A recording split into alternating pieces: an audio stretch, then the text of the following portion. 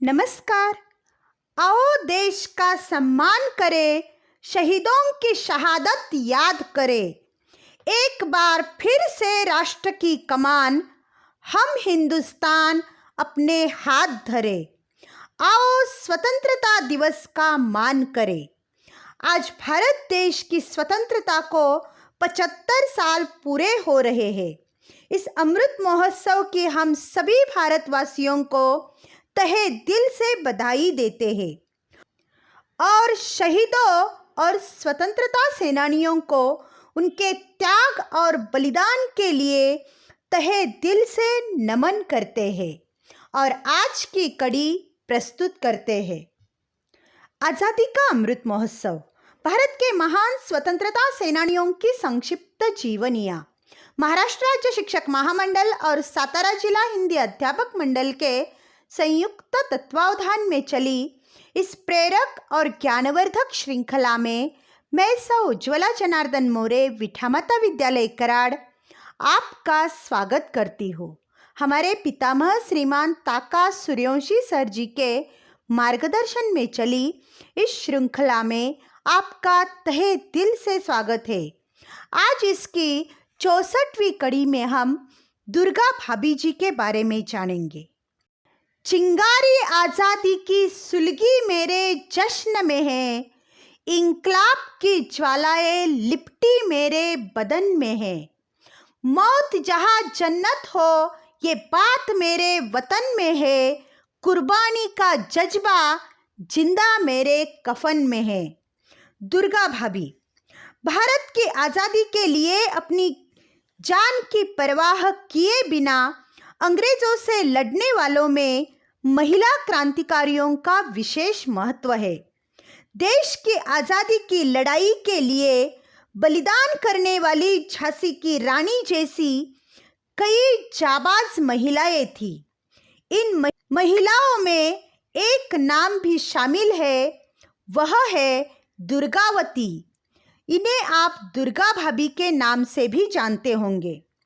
दुर्गा भाभी भले ही भगत सिंह, सुखदेव और राजगुरु की तरह फांसी पर न चढ़ी हो, लेकिन कंधे से कंधा मिलाकर आज़ादी की लड़ाई लड़ती रही। हर आक्रामक योजना का हिस्सा बनी दुर्गा भाभी बम बनाती थी तो अंग्रेजों से लोहा लेने जा रहे देश के सपूतों को टीका लगाकर विजय पथ पर भी भेजती थी। इन्हें भारत की आयरन लेडी भी कहा जाता था। दुर्गा भाभी भारत के स्वतंत्रता संग्राम में क्रांतिकारियों की प्रमुख सहयोगी थी। 18 दिसंबर 1928 को भगत सिंह जी ने इन्हीं दुर्गा भाभी के साथ भेष बदलकर कोलकाता मेल से यात्रा की थी।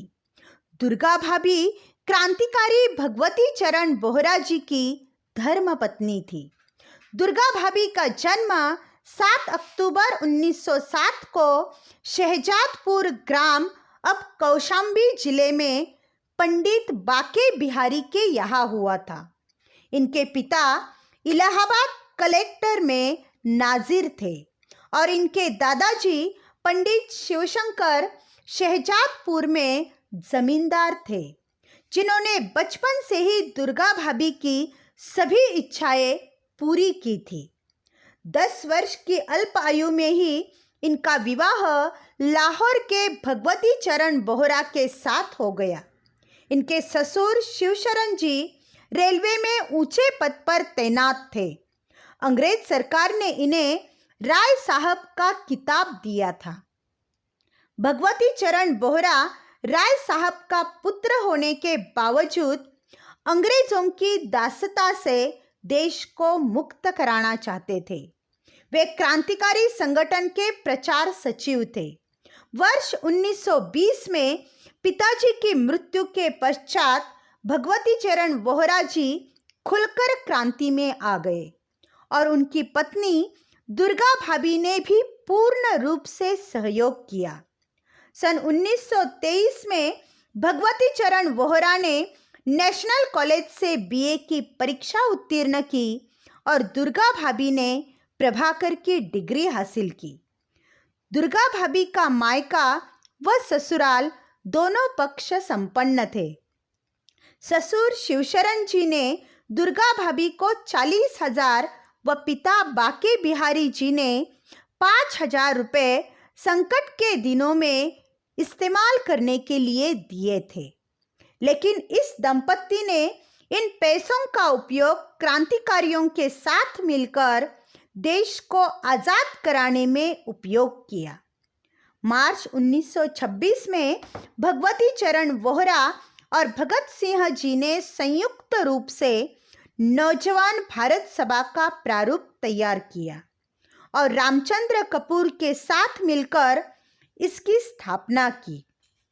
सैकड़ों नौजवानों ने देश को आज़ाद कराने के लिए अपने प्राणों का बलिदान करने की वेदी पर चढ़ने की शपथ ली।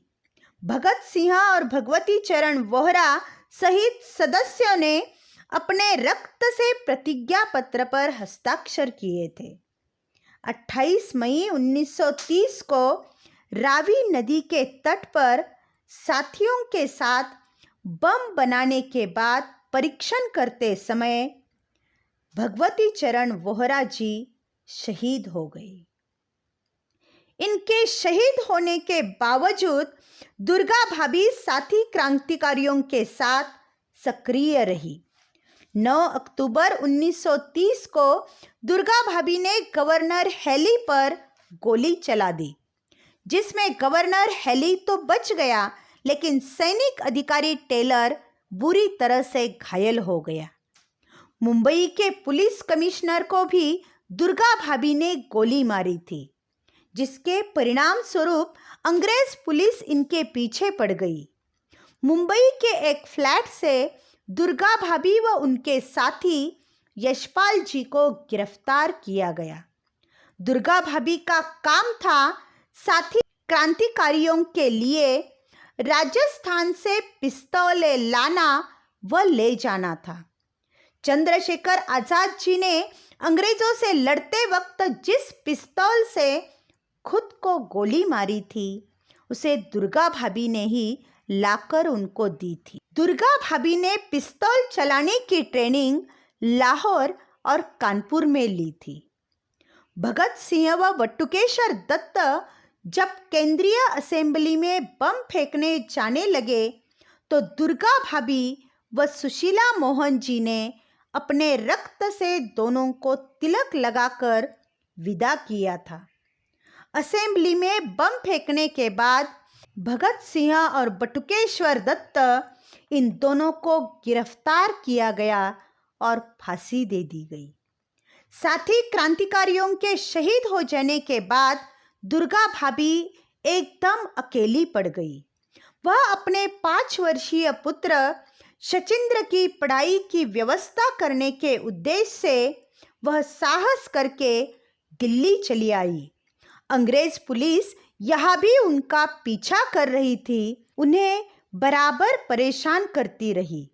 दुर्गा भाभी उसके बाद दिल्ली से लाहौर चली गई, जहाँ पुलिस ने उन्हें गिरफ्तार कर लिया, लेकिन सबूतों के अभाव में उन्हें छोड़ा गया। लेकिन 3 वर्ष तक उन्हें नज़रबंद रखा गया। वे वहाँ से फरार हो गई। फिर पुलिस ने उन्हें गिरफ्तार किया और फिर से रिहा हो गई। यह सिलसिला 1931 से लेकर 1935 तक चलता रहा। अंत में उन्हें लाहौर से जिला बदर किया गया। 1935 में गाजियाबाद में प्यारेलाल कन्या विद्यालय में वे अध्यापिका की नौकरी करने लगी। 1939 में उन्होंने चेन्नई जाकर मॉन्टेसरी का प्रशिक्षण लिया तथा 1940 में लखनऊ में मॉन्टेसरी विद्यालय खोला। आज भी यह विद्यालय लखनऊ मॉन्टेसरी इंटर कॉलेज के नाम से जाना जाता है। इस देश की स्वतंत्रता के बाद वह गुमनामी के अंधेरों में चली गई। 14 अक्टूबर 1999 को गाजियाबाद में इस महान स्वतंत्रता सेनानी दुर्गा भाभी ने दुनिया को अलविदा कहा। ऐसी महान क्रांतिकारी को हमारे कोटि कोटि प्रणाम। जय हिंद।